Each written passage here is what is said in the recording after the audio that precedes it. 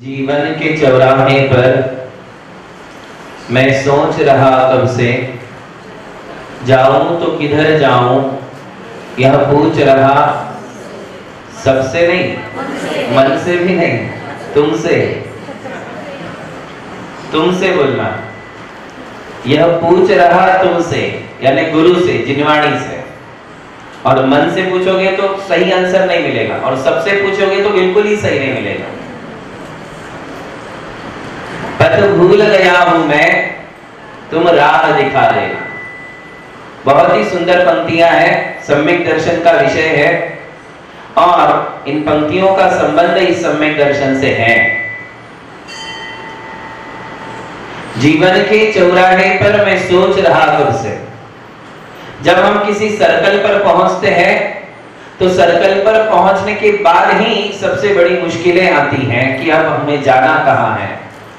चार रास्ते हैं, चार रास्तों में से मुझे कौन से रास्ते से जाने पर अपनी मंजिल मिलेगी, अपना घर मिलेगा, या फिर मुझे जहां जाना है वो चीज मुझे मिल जाएगी। ये चार रास्तों में से तय करना बड़ा मुश्किल है। अपना घर तो किसी को भी मिल जाए, अपनी दुकान तो किसी को भी मिल जाए, मंदिर भी मिल जाएगा क्योंकि हम रहते ही यहाँ हैं। किंतु जब हम अपना शहर छोड़ के किसी और शहर में जाते हैं, अपना देश छोड़ के जब हम विदेश में जाते हैं, वहां जाने के बाद ये सारी बातें आती हैं, बड़ी मुश्किलें आती हैं। और वहां जाने के बाद जब आपको एड्रेस तो पता है किंतु जाए कैसे, रास्ता भी तो पता होना चाहिए। एड्रेस पता होना काफी नहीं है, रास्ता भी पता होना जरूरी है। और जब ऐसा कोई सर्कल आ जाता है तब हम वहां जो है कोई ना कोई किसी ना किसी व्यक्ति से पूछ लेते हैं कि भैया मुझे ऐसे इस एड्रेस पर पहुंचना है, कैसे जा सकते हैं।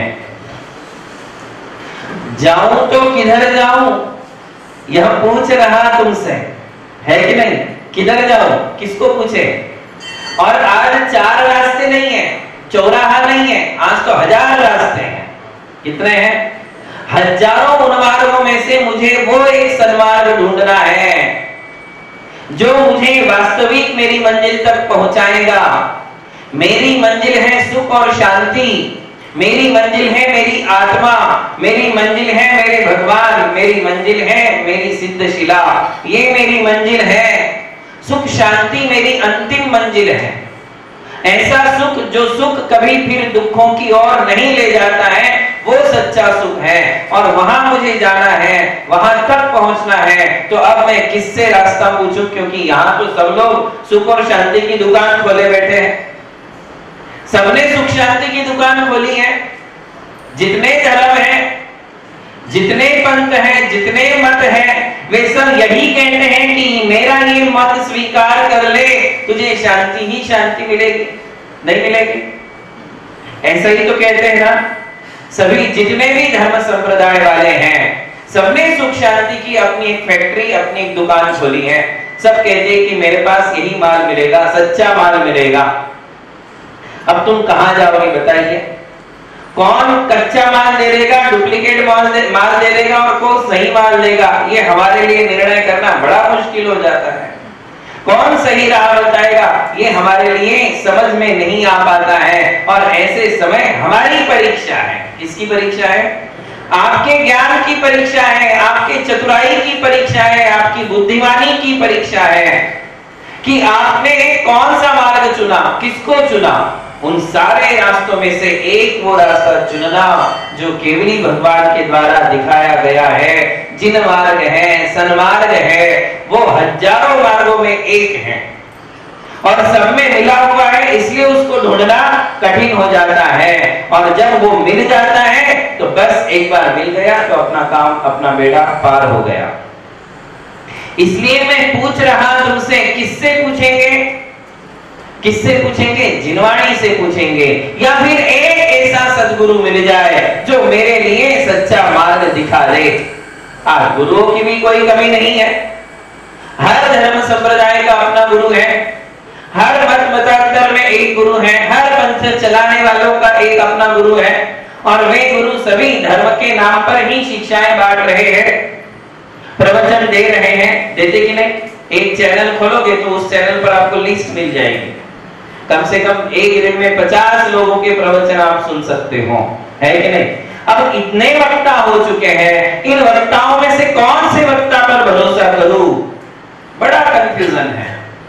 और ये काल की लीला है, ये इस काल का प्रभाव है कि अलग मत मतांतर है, अलग अलग धर्म है, अलग अलग उनके वक्ता हैं, अलग अलग उनके गुरु हैं। और ऐसे में मुझे ऐसा गुरु ढूंढना है, मुझे ऐसा धर्म ढूंढना है जो वास्तव में मेरे कर्मों की निर्जरा का कारण बनेगा, जो वास्तव में मुझे संसार से और संसार के अनंत दुखों से मुक्ति दिलाएगा। ऐसा एक सद्गुरु तो तुम्हें ढूंढना पड़ेगा। वो भाग्य से भी मिल सकता है और भाग्य से नहीं तो किससे मिलेगा? पुरुषार्थ करना पड़ेगा कि मेरे लिए कौन से शास्त्र समीचीन है, कौन सा गुरु समीचीन है, कौन सा धर्म मेरे लिए समीचीन है, ये तो तुम्हारे लिए ढूंढना पड़ेगा। इसके लिए तो तुम्हें पुरुषार्थ करना पड़ेगा। जीवन में कुछ कुछ चीजें हैं जो केवल भाग्य से मिलती हैं, वहां पुरुषार्थ नहीं करना पड़ता। जैसे मम्मी पापा के लिए तुमने पुरुषार्थ किया था कि मुझे ऐसे ऐसे वाले ही मम्मी पापा चाहिए तो ही मैं जन्म लूंगा, किया था क्या? मम्मी पापा केवल भाग्य से मिलते हैं, बराबर? आपका पुरुषार्थ नहीं है। मम्मी हो, पापा हो और इनके अलावा जो रिश्ते हैं वो सब वो किससे मिलते हैं? भाग्य से। तुम्हें जो जन्म स्थान मिला है वो भी भाग्य से मिला। तुमने स्वयं चुना नहीं था कि मेरा जन्म बंबई में हो या मेरा दिल्ली में हो या फलाना किसी भी जगह हो। तुम्हारा जो जन्म स्थान है, तुम्हें जो जहां जन्म लेना पड़ा वो तुम्हारा भाग्य था। जो घर तुम्हें मिला वो तुम्हारा भाग्य था। जो माता पिता तुम्हारे लिए मिले वो तुम्हारा भाग्य था। ये सब भाग्य से मिले। जो शरीर तुम्हें मिला वो तुमने अपनी बुद्धि चलाई थी। तुम कोई इंजीनियर बन करके गए थे कि भैया ऐसा ऐसा मेरा जो है आकार प्रकार बना देना, मेरी डिजाइन ऐसी बनाना। इसकी भी कोई शॉप है कि जहां जाकर के तुम अपने शरीर की डिजाइन दे दो और ऐसे बना के ले आओ। शरीर कैसे मिला? केवल भाग्य से मिला। पिछले जन्मों के पुरुषार्थ हैं वो छोड़ो, इस जन्म में तो वो केवल क्या है? भाग्य है। तुम्हें जो शरीर मिला है, तुम्हें जो चेहरा मिला है, तुम्हें जो नाक मिली है, वो सब कुछ किससे मिला है? तुम चाहने पर भी नहीं बदल सकते हो। वो शरीर, वो चेहरा, वो तुम्हारे माता पिता, वो तुम्हारा घर, ये सब तुम्हारे लिए भाग्य से मिला है। तो जीवन में कुछ ऐसा भी है जो केवल भाग्य से मिलता है, केवल भाग्य से मिलता है कि नहीं? किंतु कुछ ऐसे हैं जो भाग्य के साथ साथ पुरुषार्थ से मिलता है। जैसे पत्नी केवल भाग्य से मिली है क्या? केवल भाग्य से मिली है? बोले रब ने बनाई जोड़ी है? यह ऐसा नहीं है। पत्नी केवल भाग्य से नहीं मिलती, किससे मिलती है? भाग्य के साथ पुरुषार्थ करना पड़ता है, क्योंकि नए रिश्ते भी बनते हैं। सब पिछले जन्म से ही बनी बनाई जोड़ियां है क्या है? और यदि तुम 4 इंद्रिय पर्याय से यहाँ आए हो तो वहां तुम्हारी कौन जोड़ीदार थी? एक इंद्रिय से आए होंगे तो कौन जोड़ीदार थी? कोई थी जोड़ीदार जो तुमने यहाँ आकर के कहा कि नहीं नहीं मेरा तो फिक्स है, मेरा फिक्स है। जिन्हें करना है वो लोग ऐसा बोलते हैं। जो मम्मी पापा के बिना ही फिक्स कर लेते हैं वो बोलते हैं ये तो सब पुराने जन्मों के रिश्ते हैं। नहीं, ऐसा नहीं है। इसीलिए कहा गया कि अपने धर्म का ध्यान रखो, विवाह में अपने जाति का ध्यान रखो, अपने गोत्र का ध्यान रखो। धर्म, जाति और गोत्र इनकी मर्यादाओं का पालन करते हुए विवाह करो। करो करो शब्द का अर्थ है वो पुरुषार्थ है। क्या है? भाग्य से नहीं है कि जो मिल जाए कर ली, जो मिल जाए कर ली, ऐसा कभी नहीं होता है। पत्नी भाग्य के, हाँ, और वहां भाग्य भी है कि तुम्हें अपने धर्म, अपने जाति और गोत्र बदलते हैं। जाति नहीं बदलते, क्या बदलते हैं? गोत्र बदलते हैं, जात कभी नहीं बदलती है। जैसे कि कोई नरसिंहपुरा है तो नरसिंहपुरा में ही उसकी शादी होगी, बराबर, किंतु क्या बदल जाएगा? गोत्र बदल जाए, ऐसा हर जगह है। तो वहां गोत्र बदल जाता है, जाति नहीं बदलती है। अब वहां ये कहा जाएगा कि तुम जो है अपनी जाति में करो, गोत्र भले बदल दो, गोत्र बदल दो। किंतु वहां पुरुषार्थ भी है, अब किस्मत भी है कि तुम्हें उसमें भी कैसी पत्नी मिलेगी, कैसी मिलेगी, अच्छे नेचर वाली, अच्छे स्वभाव वाली, कड़क नेचर वाली, एकदम कड़क बोलने वाली, झगड़ालू मिलेगी, शांत मिलेगी, कोऑपरेटिव नेचर वाली मिलेगी, या हर जगह तुम्हारे लिए इरिटेट करने वाली मिलेगी, तुम्हें बीन निकालने वाली मिलेगी, झगड़ा करने वाली होगी। कैसे होगी? माँ बाप को संभालने वाली होगी, परिवार को लेकर चलने वाली होगी, या परिवार के 10 टुकड़े करने वाली होगी। ये तुम्हारी किस्मत है। क्या है? ये किस्मत है। उसमें भी कैसे, किंतु मुझे अपने धर्म, जाति और गोत्र का ध्यान रखते हुए विवाह करना है, ये तुम्हारा पुरुषार्थ है। क्या है? तो सब कुछ भाग्य से मिला, किंतु पत्नी वहां पुरुषार्थ प्लस हो गया। और मित्र कैसे मिलेंगे? मित्र भी केवल भाग्य से नहीं, भाग्य के साथ साथ पुरुषार्थ से। मेरा मित्र कैसा होना चाहिए ये तुम्हारे ऊपर निर्भर करता है। तुम जैसा चाहोगे वैसा मित्र तुम चुन सकते हो।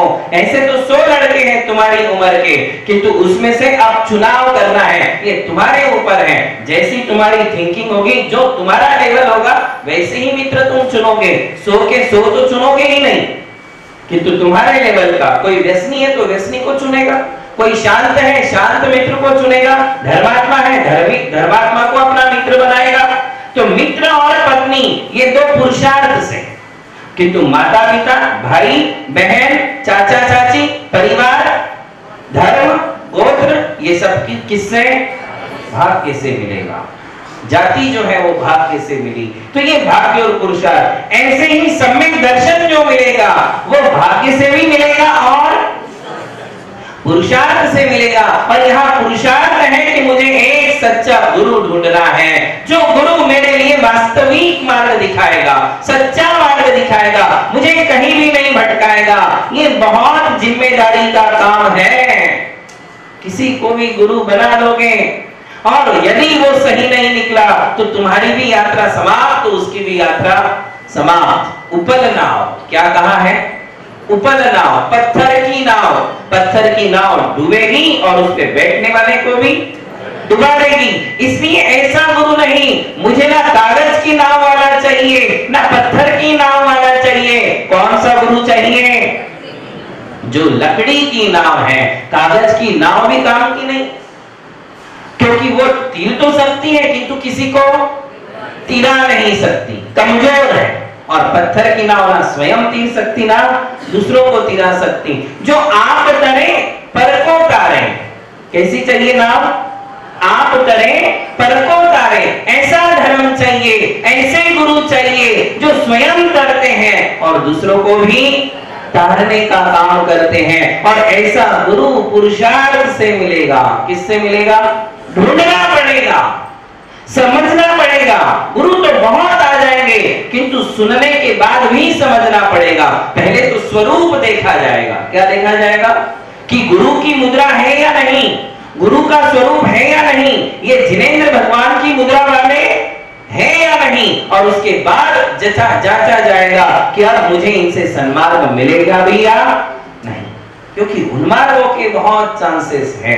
मत मतांतर है, अपने अपने मत चलते हैं, किंतु जिसका मत जिनवाणी का मत है, कौन सा? जिस गुरु का, जिस निर्ग्रंथ दिगंबर गुरु का मत जिनवाणी के मत से मिलता जुलता है, वही मेरा सच्चा गुरु हो सकता है। अन्यथा ऐसा भी हो सकता है कि भेष से तो वही जिन मुद्रा है, किंतु उसका मत जिनवाणी का मत नहीं है। ये ध्यान रखना। आज सबसे बड़ी विडंबना यह है,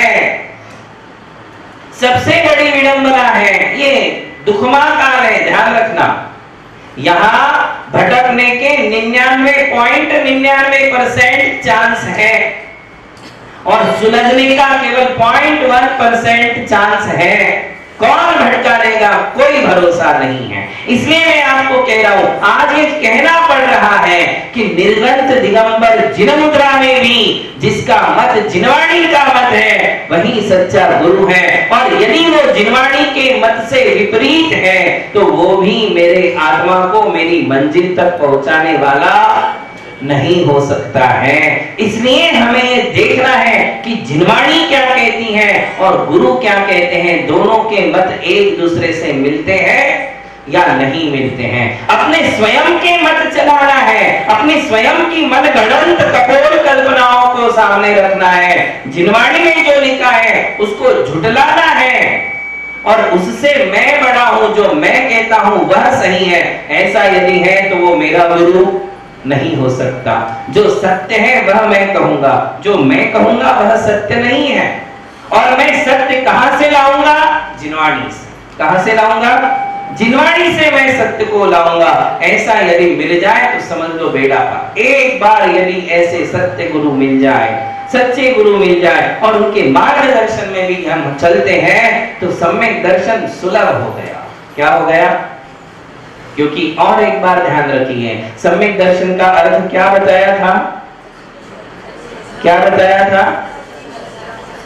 सम्यक दर्शन का अर्थ है समीचीन मान्यता। क्या बताया था? सत्य मान्यता, सच्ची मान्यता। और जब तक ये नहीं मिलेगा तब तक सम्यक दर्शन नहीं मिलेगा। देखिए एक बात ध्यान रखिए, मिथ्यात्व छूट गया। क्या छूट गया?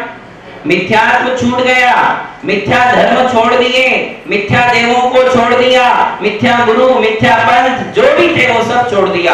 अब मैं आ गया जिन शासन में। कहां आ गया? जिन शासन में भी अनेक हैं, उसमें मैं आ गया मूल दिगंबर जैन आमनाय में। कहां आ गया? मूल दिगंबर। यहां आने के बाद अब सम्यक दर्शन के चांसेस हैं, किंतु मिथ्यात्व के भी चांसेस उतने ही हैं, क्योंकि मान्यताओं में अभी भी मिथ्यात्व है। और आचार्य कहते हैं कि मान्यता एक भी गलत नहीं होनी चाहिए। क्या नहीं होनी चाहिए? मान्यता बिल्कुल परफेक्ट होनी चाहिए। जो मैंने माना है वो मेरी जिनवाणी का कहा हुआ होना चाहिए। यदि ऐसा है तो हम सम्यक दर्शन के बिल्कुल नजदीक हैं। केवल मान्यता का विषय है। सम्यक दर्शन किसका विषय है? केवल मान्यता का। यहाँ त्याग की बात नहीं है, यहाँ ज्ञान की बात नहीं है, यहाँ केवल मान्यताओं की चर्चा है, मान्यताओं की बात है। मान्यता यदि तुम्हारी थोड़ी भी गलत है, एक भी मान्यता गलत है, मिथ्या मान्यता है, तो वो हमारे मिथ्यात्व का कारण बन जाता है। जैसे कहते हैं कि टैंकर से भरा हुआ दूध है, दूध से भरा टैंकर है और दूध से भरे टैंकर में यदि 1, 2, 4 जहर की बूंद डाल दो तो पूरा दूध विषैला हो जाएगा। नींबू डाल दो तो नींबू दूध, पूरा दूध फट जाएगा।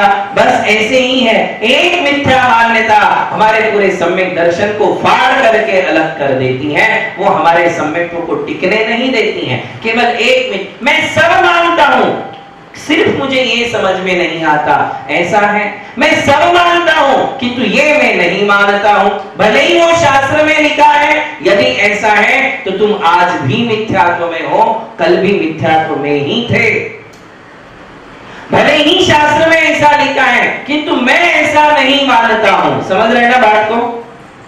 ऐसी मान्यताएं हमारे यहाँ है। इसलिए मैं जोर देकर के कह रहा हूं कि सम्यक दर्शन के लिए ये बहुत जरूरी है। अपना अहम छोड़ो, अपना हट छोड़ो, अपने हट और अहंकार को बाहर रख करके जिनवाणी की शरण में आओ, टोटली सरेंडर हो जाओ। और जब तुम्हें पूर्वाचार्य लिखते हुए नजर आ रहे हैं कि पूर्वाचार्य स्वयं ये कह रहे हैं, 1000 साल पुराना ग्रंथ तुम्हारे सामने है और वो कह रहा है, फिर भी तुम अपनी मान्यताओं को किंतु और परंतुओं के रोड़े लाते हो, कुतर्कों की कैंची चलाते हो और उन्हें आप झुठलाते हो कि नहीं वो सही नहीं है, मुझे तो यही सही लगता है। तो अब भी तुम कहां हो? पहले ही गुण स्थान में हो जहां एकेंद्रीय जीव है। एकेंद्रीय जीव भी कौन से गुण स्थान में है? वो तो बेचारा कर्मों का मारा है, तुम बुद्धि के मारे हो।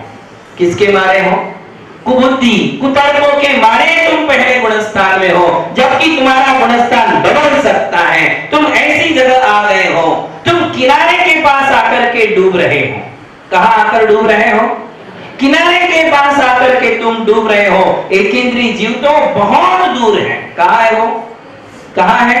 अभी मनुष्य पर्याय से 7 बाजू दूर है, वो तो बिल्कुल मझधार में है और तुम किनारे पे हो, और किनारे पे आकर के तुम एक मिथ्या मान्यता के कारण डूब रहे हो। जहाज बीचों बीच डूब जाए तो गम नहीं होता, बराबर है, किंतु वो जहाज पूरी यात्रा सफर तय कर ले, किनारा सामने दिख रहा हो और वहां वो जहाज डूब जाए तो इससे बड़ा दुर्भाग्य क्या माना जाएगा? इससे बड़ा दुख और गम कोई संसार में है कि पूरा पहुंचने को था और यहाँ मेरा काम। फाइल चलती है तुम लोगों की बिजनेस में, व्यापार में या जॉब में, कि फाइल आपको आगे आगे बढ़ानी पड़ती है। पहले ही फाइल अटक जाए तो इतना गम नहीं होता, लास्ट मोमेंट तक फाइल पहुंच जाती है, लास्ट मोमेंट में वो रिजेक्ट हो जाती है तो कितना दुख होता है, कितना दुख होता है। कोई बच्चा बिल्कुल 2 मार्क के लिए रह जाए तो कितना बुरा लगता है। ऐसे ही हाल हमारे होते हैं तब जब हम यहाँ तक पहुंच जाते हैं और थोड़े के कारण हम मिथ्यात्व गुण स्थान में अटक जाते हैं। कहने का तात्पर्य यह है कि हमें जब सच्चे देव, सच्चे शास्त्र, सच्चे गुरु मिल गए हैं तो अब हमारी बुद्धि से काम नहीं लेना, खुद की बुद्धि से मत लो, अपने तर्क कुतर्कों को बाजू रखो। शास्त्र में लिखा है डन, शास्त्र में लिखा है डन, डन बोलने का, उसके आगे अपनी बुद्धि नहीं चलाना। तुम्हारी बुद्धि लगती क्या है पूर्वाचार्यों के सामने? अवसर पीढ़ी काल है ना, कौन सा काल है? अवसर पीढ़ी। और अवसर पीढ़ी काल में बुद्धि घटती है या बढ़ती है?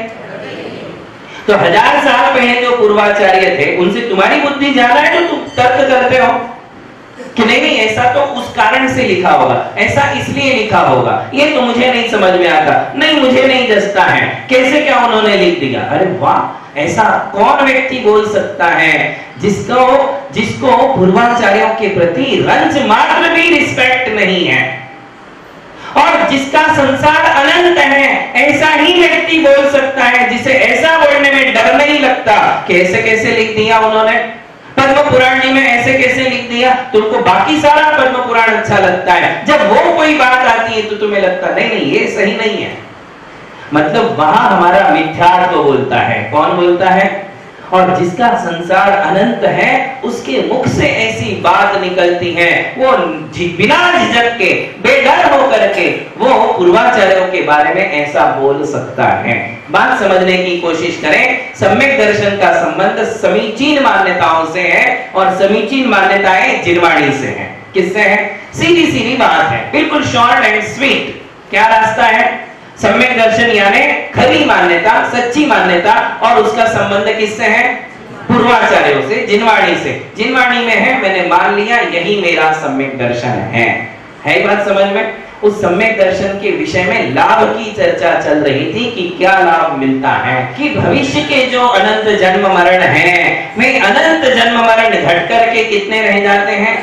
मुट्ठी में बांध लो, मुट्ठी में बांध लो, इतना सा संसार है। भले ही वो मति और शुद्ध ज्ञान की दृष्टि में, हमारे ज्ञान की दृष्टि में वो असंख्यात जन्म मरण है। कितने हैं? असंख्यात जन्म मरण है हमारी दृष्टि में, किंतु अनंत संसार के सामने जैसे कि आकाश अनंत है, इसमें से केवल मुट्ठी भर आकाश, कितना? मुट्ठी भर आकाश तुम्हारा संसार बच जाता है, इतना सा संसार है। किसके कारण हुआ ये? सम्यक दर्शन के कारण इतना संसार घट गया, इतने से भव भ्रमण, भव भटकन इतनी सी रह गई। अब आगे बात कहते हैं कि दूसरा लाभ क्या है? सम्यक दर्शन का दूसरा लाभ है कि मेरा अगला जन्म क्या होगा ये निश्चित है।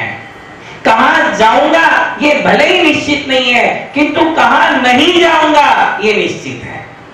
सम्यक दर्शन कहां कहां जाने से रोक लगा देता है, कौन कौन सी पर्यायों में ताला लगा देता है कि बेटा तुम बच गए, वहां तुम्हें जाना ही नहीं है। कहां नहीं जाने देता, ये बात है दूसरा लाभ। और कहते हैं कि सम्यक दृष्टि जीव यदि सम्यक दर्शन के साथ मरे, खरी मान्यता, सच्ची मान्यता, सम्यक को लेकर के यदि वो मरण करता है तो अगले जन्म में कहां कहां नहीं जाता?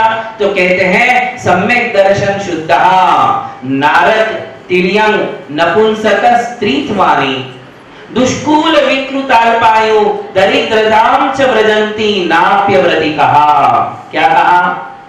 सम्यक दर्शन से जो शुद्ध मानस है, सम्यक दर्शन से शुद्ध और पवित्र जिसकी विचारधाराएं हैं, ऐसा व्यक्ति मरने के बाद कहां नहीं जाता है? तो सबसे पहले कहा कि नरक के ताले लग जाते हैं, नरक के दरवाजे बंद हो जाते हैं, वो नरक में कभी जा ही नहीं सकता है। बात समझ में? सबसे पहले कहा नहीं जाएगा, सातों नरकों में वो पैदा नहीं होता है। एक बात अलग है कि पहले उसने नरक आयु का बंध कर लिया, बाद में सम्यक दर्शन हुआ, तो फिर क्या होगा? तो फिर कहते हैं प्रथम नरक बिन षड्भु ज्योतिष, वहां कह दिया कि कहते हैं कि वो पहले नरक तक जा सकता है, आगे के नरकों में नहीं जाएगा। जैसे हमारे राजा श्रेणी है ना, उन्होंने पहले तो नरकायु का बंध किया गुरु के ऊपर उत्सर्ग करके, बाद में क्षायिक सम्यक दर्शन प्राप्त किया, तो वो कहां तक गए?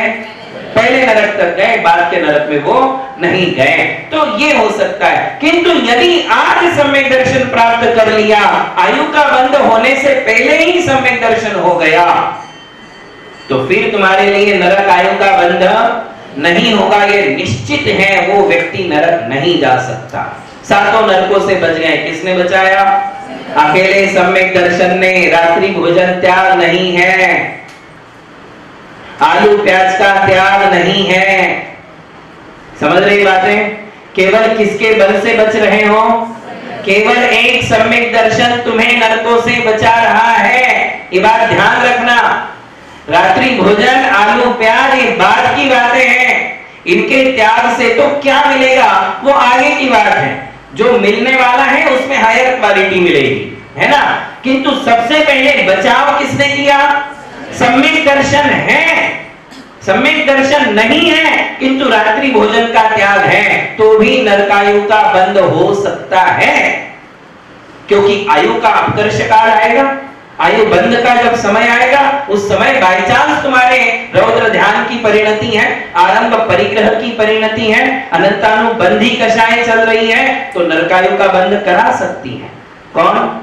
वो तुम्हारी कषाय। किंतु सम्यक दर्शन यदि हो गया तो फिर रात्रि भोजन त्याग नहीं होने पर भी तुम नरक से बच सकते हो।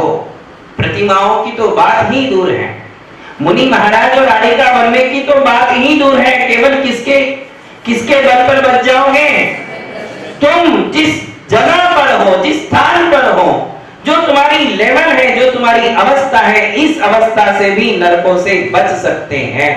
कई लोगों को लगता है कि जो मुनि महाराज है वे ही नरक में नहीं जाते, हम तो महाराज सब नरक वाले हैं, ऐसा बोल देते हैं।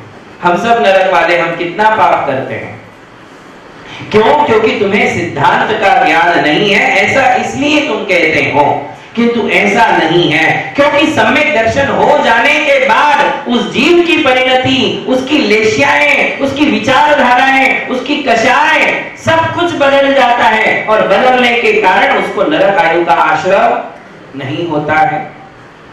और कहा नहीं जाता? तो कहते तिर्यंग, तिर्यंच गति की किसी भी पर्याय में नहीं जाता। तिर्यंच गति की कितनी पर्याय हैं? एकेंद्रिय, एकेंद्रिय में भी पंच स्थावर, पृथ्वी कायिक, जल कायिक, अग्नि कायिक, वायु कायिक, वनस्पति कायिक। वनस्पति कायिक में इतक निगोद, नित्य निगोद, इन सभी पर्यायों से वो बच जाएगा। दो इंद्रिय जीव, तीन इंद्रिय जीव, चतुर्इंद्रिय जीव, असंगी पंचेंद्रिय, संगी पंचेंद्रिय, तिर्यंच गति के जितने प्रकार हैं, उन सब प्रकारों से उसकी छुटकारा हो जाती है। वो वहां नहीं जाता, उसका जन्म वहां नहीं होता। किसके कारण? अकेले सम्यक दर्शन। ज्ञान और चरित्र तो आगे की बातें हैं। कौन बचा रहा है? अकेला सम्यक दर्शन बचा रहा है। बताइए कौन बचा सकता है? सम्यक दर्शन के अलावा इस संसार में कौन है जो हमें नरक और तिर्यंच गति के दुखों से बचा सकता है कोई? कोई नहीं है।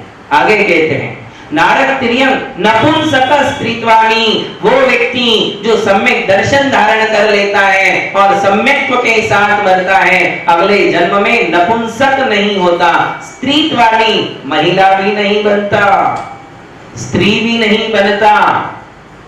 मतलब स्त्री पर्याय में जन्म लेने वाले नियम से कौन है? मिथ्या दृष्टि।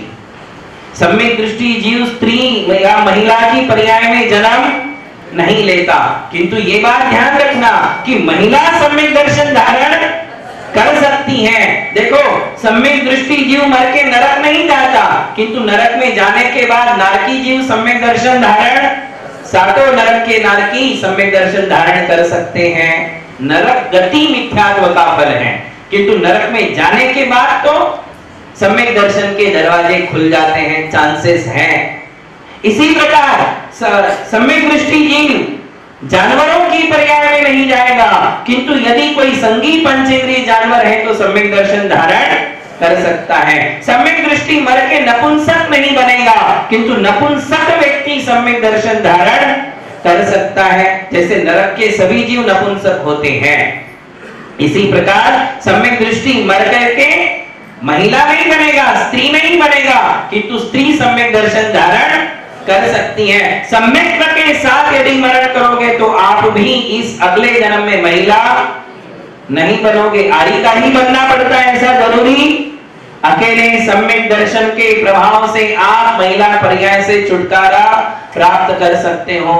हाँ, महिला कौन बनेगा? जो मिथ्या दृष्टि है। सम्यक दृष्टि जीव महिला नहीं बनता है। नपुंसक स्त्रीत्वानी दुष्कूल, दुष्कूल यानी नीच गोत्र में जन्म नहीं लेता है। कौन सा जीव? ऐसे कुलों में जन्म नहीं लेता जिन कुलों में धर्म की आराधना नहीं है। जिन लोअर कास्ट वाले जो कुल होते हैं उनमें वो कभी जन्म नहीं लेता। विकृत, विकृत शब्द का अर्थ है हैंडीकैप्ड, विकलांग नहीं बनता है। कौन सा जीव? देखिए अगले जन्म में कहां कहां नहीं जाओगे इसकी चर्चा चल रही है। बिल्कुल नेक्स्ट बर्थ, नेक्स्ट जन्म कितने दिन बाकी है? यूं ही 20-30 साल के वाली तो है। नेक्स्ट लाइफ आज भी हो सकता है, कल भी हो सकता है, 8 दिन में भी अगला जन्म मिल सकता है। अगला जन्म जब चाहो तब मिल जाएगा। अरे कब भी मिल सकता है, कब आयु पूरी हो जाए और हम चले जाए, कोई भरोसा है क्या? तो आप यूं मत सोचो कि बहुत दूर की बात कर रहे हैं। और जी भी लिया तो कितना जियोगे, कितना जियोगे? और 20, 30, 40 साल, इतना ही ना, 40 साल बाद की बात कर रहा हूं मैं कि तब तुम कहां कहां नहीं जाओगे। कौन बचाएगा? सम्यक दर्शन। नरक से बचोगे, सातों नरकों से, और एकेंद्री से पंचेंद्री तक के सभी पशु पर्यायों से बच जाओगे। 2 नपुंसक नहीं बनोगे। 3 स्त्री नहीं बनोगे। 4 नीच गोत्री नहीं बनोगे, लोअर कास्ट में नहीं जाओगे, उच्च कुलों में जन्म होगा। 5 विकृत यानी विकलांग नहीं बनोगे, विकलांग नहीं बनोगे। जहां भी जन्म होगा 8 अंग और उपांगों से सहित होगे, सुंदर शरीर के धारक बनोगे। सम्यक दृष्टि जीव सुंदर शरीर प्राप्त करता है, कभी वो विकृत नहीं होता, बेढंग नहीं होता, कुरूप नहीं होता, सुडौल होता है, सुंदर बनता है। सम्यक दर्शन के प्रभाव से बनोगे। पिछले जन्म के प्रभाव से तुम्हें आज जो कुछ भी मिला है, किंतु अगला जन्म सुरक्षित कौन कर देता है? सम्यक दर्शन। विकृत नहीं होगे, विकलांग नहीं। कोई मनुष्य जो है जन्म से पांव नहीं है, जन्म से हाथ नहीं है, 2-2 सिर पैदा हो रहे है कि नहीं? अंधे हैं, कोई बहरे हैं, कोई सुनते नहीं, कोई गूंगे हैं, अपाहिज है, कितने सारे हैं। अस्पतालों में जाकर के ही मालूम पड़ता है। आई बात समझ में? विकलांग को सम्यक दर्शन हो सकता है, किंतु सम्यक दृष्टि मर करके विकलांग नहीं बन सकता है। ये नियम है, सिद्धांत है, त्रैकालिक और शाश्वत नियम है। दुष्कुल, विकृत, अल्पायु, और अल्पायु वाला भी नहीं होता है। अल्प उम्र वाला कि जन्म लिया नहीं और 2-3 साल में चला गया, इसे अल्पायु कहते हैं। अल्पायु होना पाप कर्म का फल है। क्यों? क्योंकि यदि तुम 2-3-4 साल में खिसक जाओगे तो आत्मा का कल्याण करने का चांस मिला। मनुष्य पर्याय तो मिली, मनुष्य पर्याय तो मिली, किंतु आत्म विकास के कोई कार्य नहीं कर पाया, क्योंकि अल्प आयु में ही चल बसा। इसे अल्पायु कहते हैं। जो गर्भ में आकर मर जाते हैं, या जन्म के दिन ही मर जाते हैं, या फिर 8 दिन बाद मर जाते हैं, 1-2 साल में चल बसते हैं, उन्हें क्या कहते हैं? अल्पायु कहते हैं। ठीक है ना। तो वे अल्पायु नहीं बनते जो लोग सम्यक दर्शन के साथ मरण करते हैं। ये एक बात कही। और आगे कहते हैं दरिद्रतां च, वो व्यक्ति दरिद्र भी नहीं बनता है। कौन सा व्यक्ति? सम्यक दृष्टि जीव मर करके कभी गरीब नहीं बनेगा। वो अच्छे खानदान में पैदा होता है, जिनकी रईसी 7 पीढ़ियों से बनी हुई है, ऐसे कुलों में जन्म लेता है। सम्यक दर्शन का प्रभाव है। कोई ज्यादा पूंजी नहीं लगाई है, केवल सम्यक दर्शन की आराधना की है, कुछ त्याग नहीं किया। देखो अगला शब्द जो मैं कह रहा हूं, इस रत्नकरंडक श्रावकाचार्य जी की गाथा है। दरिद्रतां च व्रजन्ति नाप्यव्रती का न अपि अव्रती का। बोले अव्रती होने के बाद भी, अव्रती शब्द से बिल्कुल बात स्पष्ट हो रही है कि उसको कोई व्रत नहीं है, एक भी व्रत नहीं है, एक भी नियम नहीं लिया है। ऐसा भी हो सकता है। सम्यक दर्शन है, भक्ति बहुत है, भक्ति चरम सीमा पर है, देव शास्त्र गुरु के प्रति समर्पण और श्रद्धा है, उस भक्ति में कोई कमी नहीं है, ना दिखावा है, भक्ति ही शुद्ध भक्ति है। बात समझ में आ रही? किंतु त्याग नहीं है, व्रत नहीं है, संयम नहीं है, प्रतिभा नहीं है, एक भी त्याग नहीं है। ऐसा हो सकता है। 7 व्यसनों का जो उसे त्याग है वो उसका जैनाचार है। क्या है? जैनाचार है। और ऐसे वो कौन से गुणस्थान में है? चौथा, अव्रती है, एक भी नियम नहीं है, फिर भी उसकी सदगति है। किसके प्रभाव से?